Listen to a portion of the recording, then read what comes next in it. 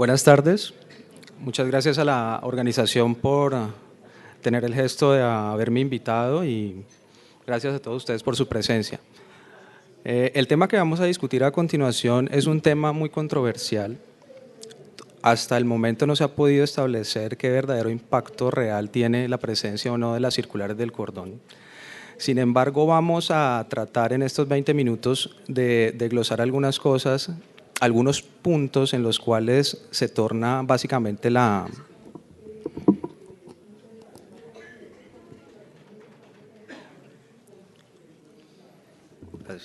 discusión. El primer punto va a ser si los circulares de cordón umbilical tienen un verdadero impacto en la hipoxia del recién nacido.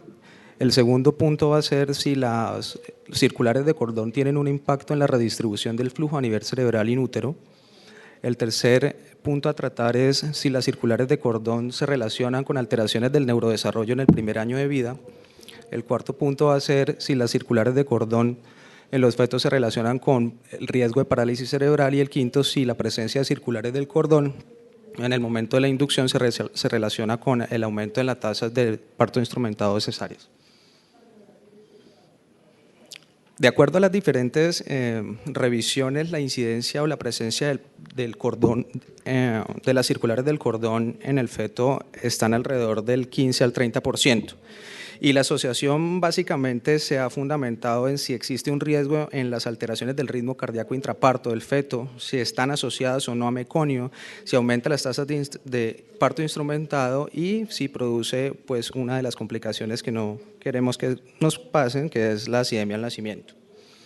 Para hablar de los trabajos relacionados con acidosis fetal y circulares de cordón, vamos a tocar dos temas. El primer tema vamos a hablar o el primer artículo que vamos a revisar es el artículo que habla sobre la eritropoyetina en la circulación del feto y en el líquido amniótico como mecanismo compensatorio de los eventos hipóxicos, y el segundo si tiene o no relevancia o aumento de la resistencia vascular cerebral. ¿Por qué la eritropoyetina fetal? Resulta que cuando el feto está hipóxico, los autores Hashimoto en el 2003 hablan de que cuando existe un evento hipóxico, uno de los mecanismos compensatorios es aumentar la producción de eritropoyetina para compensar o aumentar la masa de células rojas y por ende captar más oxígeno. De ahí que le surgió la idea de realizar el estudio en los fetos. Es importante anotar que las concentraciones de eritropoyetina en el líquido amniótico no son de la madre. La eritropoyetina materna no atraviesa la placenta. Pero es también importante mencionar que la vida media de la eritropoyetina en el feto en condiciones basales solo dura 2 horas. Cuando existe un evento hipóxico, la concentración o la vida media de la eritropoyetina en sangre del cordón aumenta al doble en relación a las condiciones basales por un periodo de 3 a 4 horas. Y la presencia de la eritropoyetina en el líquido amniótico se presenta o aumenta los niveles basales en comparación con los que tenían previamente después de 9 horas o después de que 9 horas el feto ha sufrido un evento hipóxico. De ahí que los autores hayan mencionado o sugieran o tengan la hipótesis de que el aumento de las concentraciones de eritropoyetina en el líquido amniótico sea un marcador de evento hipóxico crónico y las concentraciones de eritropoyetina en la sangre fetal puedan ser un marcador de hipoxia aguda. Pero eso tiene una base y un sustento para realizar el estudio, ya que en estudios previos como marcadores de hipoxia crónica encontraron una asociación entre los hijos de madres con preeclampsia, los hijos de madres con eclampsia, los fetos pequeños para la edad gestacional o con restricción de crecimiento intrauterino, aquellos embarazos con oligohidramnios, con trazados anormales y con metonio. Ya previamente a este tipo de estudios relacionaban el aumento de los niveles séricos en el cordón umbilical de la eritropoyetina con este tipo de condiciones. Entonces, de ahí sale la hipótesis que si el aumento de los niveles de la eritropoyetina podrían ser utilizados como marcadores de hipoxia en los pacientes con circulares del cordón. Lo que hicieron fue, aunque el tamaño de la muestra es pequeña, y el tiempo de duración del estudio fue muy corto, pues los resultados son bastante interesantes. Fueron escogidos las pacientes entre el noviembre del 2000 y abril del 2001, fueron escogidas pacientes que tenían embarazos únicos, pacientes con embarazos de 37 semanas o más, pacientes que no tenían complicaciones médicas asociadas, fetos que por estimación sonográfica del peso pues, les diera más de 2.500 gramos y muy importante que la madre no estuviera expuesta a ningún tipo de medicamento y obviamente que no hubieran exposición materna a drogas ilícitas. ¿Cómo definieron las variables? Circular de cordón es la presencia de una vuelta del cordón que se da a nivel del cuello por más de 3 o que da los 360 grados y circular apretada es aquella circular que necesita ser cortada y clampeada para poder sacar el resto del cuerpo. ¿Por qué los puse aquí? Porque cuando nosotros hacemos la revisión de todos los artículos no está claro a qué le llaman apretada y a qué le llaman suelta, a qué le llaman circular liviana, a qué le llaman circular suave. Entonces, precisamente me llamó la atención este artículo porque definieron perfectamente cuáles son las variables como lo hicieron. ¿Qué evaluaron? Aquellos fetos con estado fetal no satisfactorio, los fetos con un peso alrededor de los 2.500 gramos, cuál fuera Apgar menores de 7 al primer minuto, la presencia o no de meconio y la relación con el oligohidramnios. En total fueron 167 pacientes, de esos 167 pacientes, 105 pacientes tuvieron embarazos no complicados y 62 fetos fueron catalogados como complicados. ¿A qué le llamaban complicados? Aquellos fetos que tenían un trazado fetal intraparto no satisfactorio, aquellos fetos que nacieron con restricción de crecimiento intrauterino, aquellos fetos que tenían un Apgar al minuto menor de 7 y aquellos en los que encontraron presencia de meconio y el oligohidramnios. De estos 105 embarazos que fueron catalogados como no complicados, 21 tuvieron presencia de cordón umbilical y 84 no, es decir, que la presencia de cordón umbilical en estos embarazos no complicados fue del 20%. De aquellos embarazos catalogados como complicados, que fueron 62, 26, es decir, que tenían todas estas características, 26 de los 62, es decir, el 42%, tenían la presencia del cordón umbilical. Y de todos los hallazgos que encontraron como no satisfactorios, el que primó fue el estado fetal no satisfactorio caracterizado por las alteraciones en la frecuencia cardíaca fetal en la monitoría intraparto.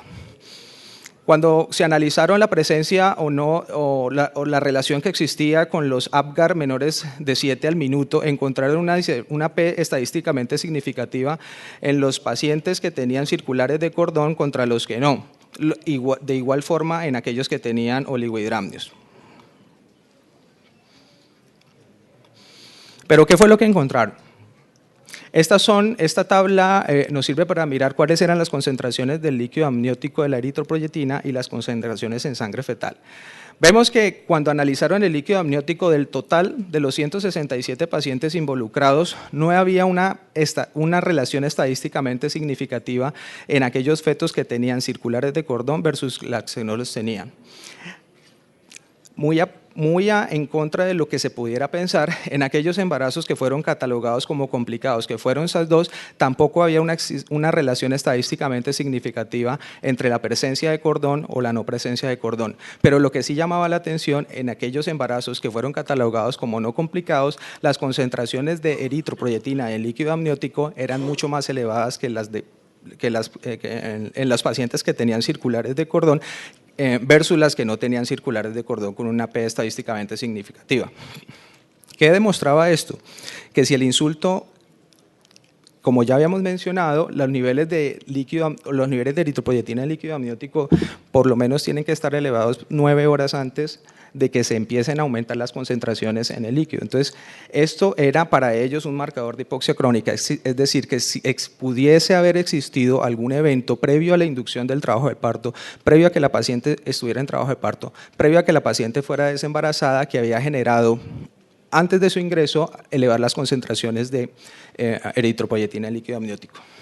¿Y por qué lo hicieron así? Porque en en estos mismos pacientes, cuando se estudiaron las concentraciones de eritropoyetina en sangre de cordón, las diferencias no fueron estadísticamente significativas. En sangre de cordón, cuando se analizaron todos los 167 pacientes, no hubo estadísticamente diferencias entre los dos grupos, en los que se asociaban a circulares de cordón o los que no. En los embarazos catalogados como complicados tampoco existían diferencias significativas, y a diferencia del anterior, en los embarazos catalogados como no complicados, que en el líquido amniótico tenían las concentraciones elevadas, las concentraciones en sangre fetal no tenían una diferencia estadísticamente significativa. Por lo tanto, para ese momento se pensó que las concentraciones o que el evento agudo de la circular de cordón no tenía relación con el evento agudo y el desenlace perinatal. Cuando se seleccionaron solamente los pacientes catalogados como complicados o no complicados, miremos aquí la relación que existía con las circulares del cordón y las concentraciones de eritropoyetina. En los pacientes complicados, que fueron 47 pacientes con circulares de cordón, no existía una diferencia significativa entre si era complicado o no era complicado. Es decir, que esto apoyaba a la premisa en comparación con la eritropoyetina en sangre de cordón y la presencia o no la presencia de circulares del cordón, que tampoco existían una relación estadísticamente significativa entre los dos grupos. Más aún así, sí existía una diferencia significativa o una tendencia en las pacientes que fueron complicados, pero que no tenían circulares de cordón. Es decir, que los eventos relacionados con las complicaciones que mencionaban, como meconio, como Apgar menor de 7 al minuto, como la presencia de oligohidramnios, cuando estas complicaciones se presentaban, los niveles de eritropoyetina en sangre fetal sí estaban elevados, pero que no tenían una relación estadísticamente significativa con el cordón umbilical, con la circular del cordón umbilical. Ahora vamos a hablar de la resistencia vascular cerebral. Otro de los puntos claves es si existe o no una redistribución compensatoria del flujo a nivel cerebral en aquellos fetos que tienen circulares de cordón. Entonces, para estos estudios se incluyeron embarazos únicos con circulares de cordón que fueron a sus controles, que fueron detectadas entre las semanas 28 y 41, fetos sin alteraciones anatómicas, fetos que tenían circulares únicas o dobles, embarazos sin trabajo de parto que tenían líquido normal y que el peso del feto se encontraba entre el percentil 10 y 90. ¿Qué midieron? El Doppler de la arteria cerebral media. ¿Qué resultados obtuvieron? ¿Qué edad gestacional tuvieron esos fetos al nacer? El género, la presencia o ausencia de circulares del cordón al nacer, el peso al nacer, el modo del parto, la presencia o ausencia de meconio, el Apgar al minuto y a los 5 minutos y el pH de la arteria umbilical y la base de exceso. Acá vemos que en este estudio hubo 115 pacientes, hubo 115 controles y hubo 115 sujetos de estudio. Dentro de los 115 controles, esta gráfica es para observar cómo es la presencia de la circular de cordón en el momento en que se va a inducir frente a el diagnóstico o el no haberla identificado previamente entre las 28 y las 41 semanas. De los 115 controles en los cuales no se había identificado presencia de cordón umbilical en el examen entre las 28 y 41 semanas, pues persistieron 106 sin circulares y 9 con circulares con una sola circular al cuello en el momento de desembarazar.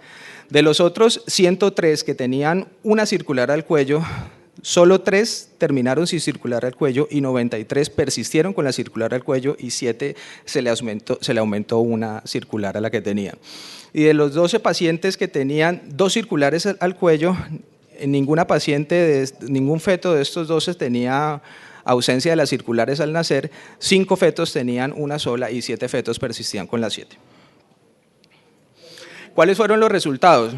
Que si tenemos en cuenta los valores de la resistencia de la arteria umbilical entre los dos grupos, entre los grupos de cordón umbilical, de la circular de cordón frente a los grupos de controles, no hubo una diferencia estadísticamente significativa. Es decir, que para este estudio no existía un mecanismo de compensación hemodinámico a nivel de la resistencia cerebral que le hubiese indicado si existía o no existía riesgo de hipoxia o riesgo de compensación frente a la circular de cordón.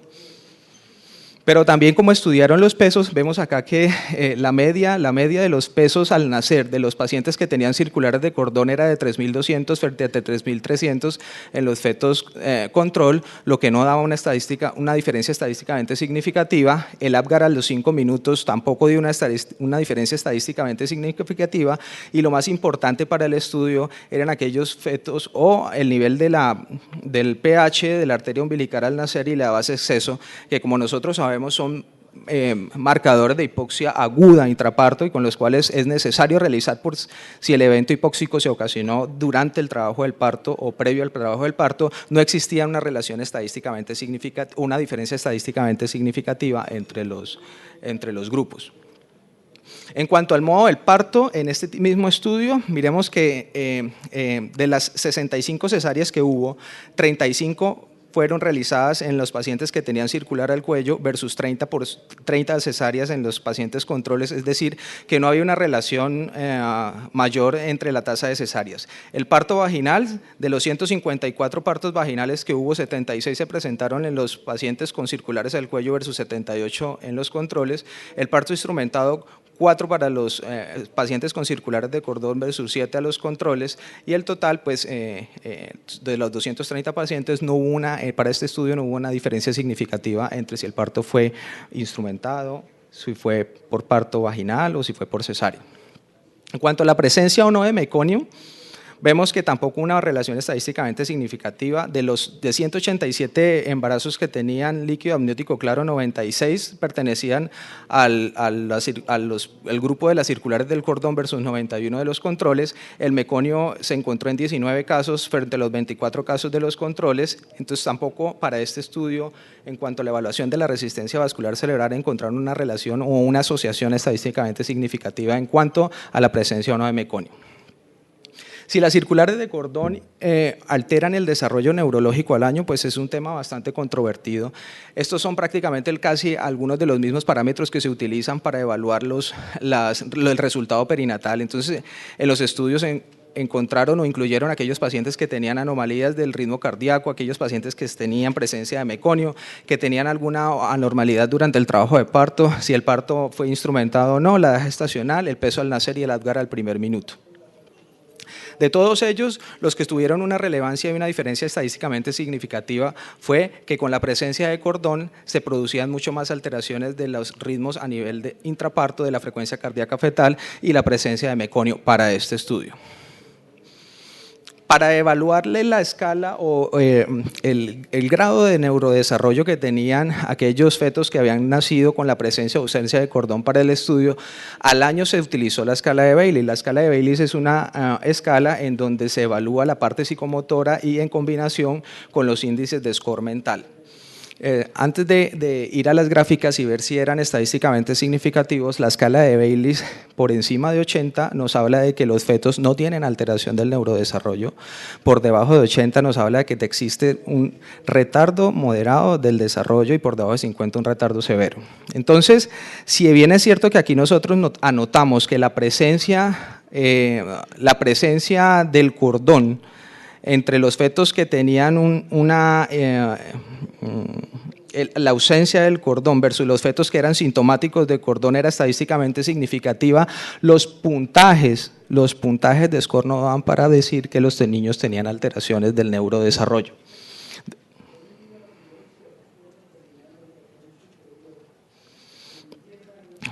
De igual forma, los puntajes o el score de la escala de Bayley sobre el total de los pacientes con ausencia de cordón o con el cordón incidental y aquellos pacientes que fueron sintomáticos, pues aunque la P fue estadísticamente significativa de 114 pasar a 108, todavía los de 108 eran considerados por la escala como si tuvieran un neurodesarrollo adecuado para el primer año.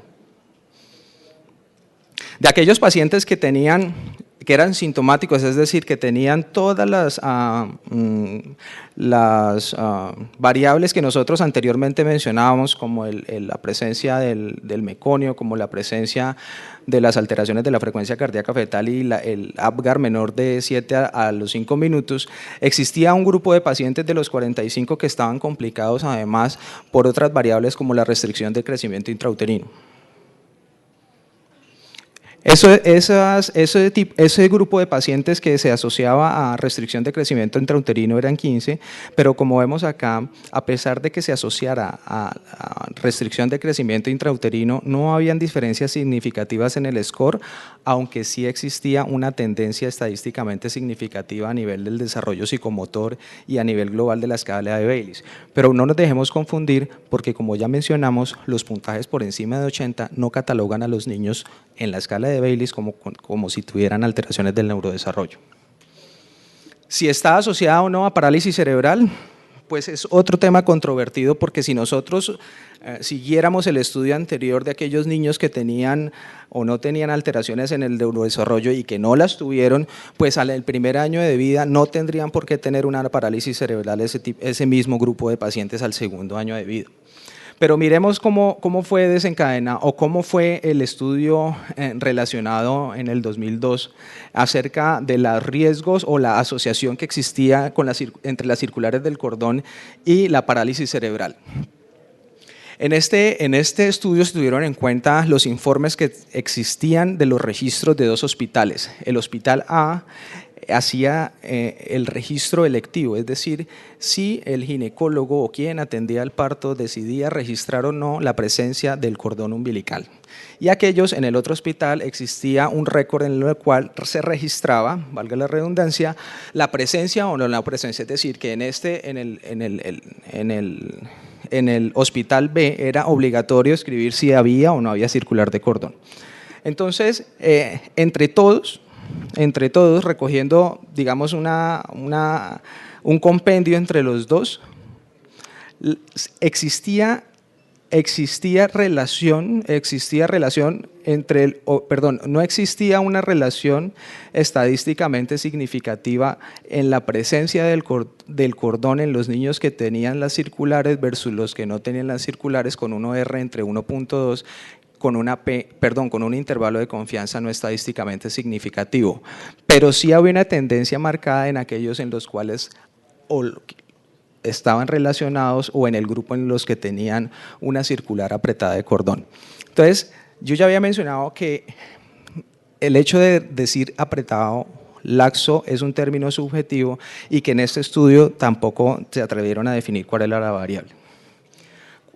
Desglosando los dos estudios por individual, vemos que en el registro electivo, es decir, en el cual los ginecólogos ponían o no ponían si tenía o no se tenía circulares de cordón, sí vemos que hay una relación estadísticamente significativa importante con un OR de 5.4 en aquellos que tenían circulares apretadas del cordón con un intervalo de confianza aceptable, versus aquellos que tenían o que estaban descritos con simplemente circulares de cordón. Sin embargo, pues como vemos acá, el OR es de 2.5 y el intervalo de confianza está entre 1 y 6.3, nos alcanza a tocar la unidad, entonces no nos hacía una relación estadísticamente significativa con lo que se quería medir para parálisis cerebral. Pero en aquellos en los cuales era de notoria o de obligación registrar la presencia o no presencia del cordón umbilical, vemos que la presencia del cordón umbilical, el OR es de 0.5 con un intervalo de confianza no apropiado, y la circular apretada de cordón, para aquellos que hicieron registro mandatorio de ella, daba 1.4 con un intervalo de confianza no estadísticamente significativo. Entonces, ¿qué se concluyó de este estudio? Que muy posiblemente cuando quien atendía el parto lo relacionaba con un evento adverso, cuando el niño nacía deprimido, era que se registraba verdaderamente la presencia del cordón umbilical, pudiendo sobredimensionar los valores que se le dieron en relación con el riesgo de parálisis cerebral. Si el hecho de tener circulares de cordón previo a la inducción aumenta el riesgo de cesáreas, pues en este estudio tuvieron en cuenta dos puntos: qué tan bueno es el ultrasonido para la detección y si durante el trabajo del parto su presencia o la presencia de circular de Sardón se asociaba a aumento en la tasa de cesáreas. De todas las cesáreas que se realizaron en este estudio, que en el total fueron alrededor de 290, el 35% fueron realizadas en las pacientes que tenían circulares de cordón versus el 28% en las que no tenían circulares de cordón, con un RR de 1.22 que no daba estadísticamente una significancia. En las cesáreas que se realizaron por estrés fetal, 10% versus 9% sin significancia estadística, una relación estadísticamente significativa, y tampoco una relación estadísticamente significativa con en relación a la presencia del circular de cordón y el parto instrumentado. En cuanto a los puntajes de Apgar, pues nosotros vemos acá que la cantidad de pacientes que tuvieron un score de Apgar de menor de 7 a los 5 minutos, pues fue muy bajito y no dejó, digamos, realizar la significancia estadística. Sin embargo, nosotros vemos acá que los pH en sangre arterial de 1 a 8, 0,57, con unos intervalos no estadísticamente significativos. Para el estudio no aumentó la tasa de acidemia ni la tasa de hipoxia en el feto, el hecho de tener o no tener las circulares de cordón. Con esto pues quería terminar. Es un tema bastante controversial. Precisamente estos escenarios está para que se genere la controversia y pues muchas gracias por su atención.